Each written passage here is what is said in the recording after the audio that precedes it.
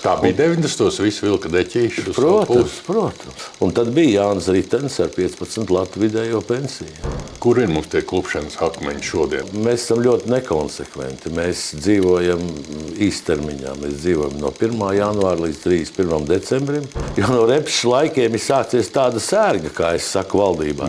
Tā sērga, kas saucās informatīvie ziņojumi, kuru rezultātā ir pieņemts zināšanai. Un tad ir rodas jautājums, vai vispār ir jēga, ja tu dabūni 86% brāķi, un tikai 14% tev paliek atdevi sāk dot. Ja? Tas izskatās jau sen loģiski, bet kaut kā neloģiski tas nenotiek un nenotiek. Tāpēc, ka tur ir pietiekoši liels pašvaldību lobijs.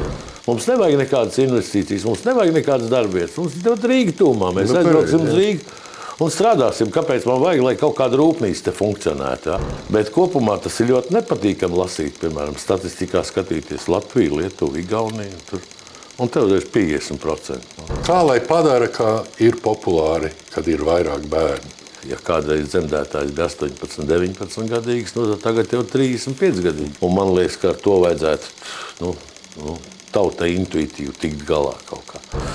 Tiksim mēs galā to Rail Baltica projektu? Iesākts ir, kaut kā jau jātiek.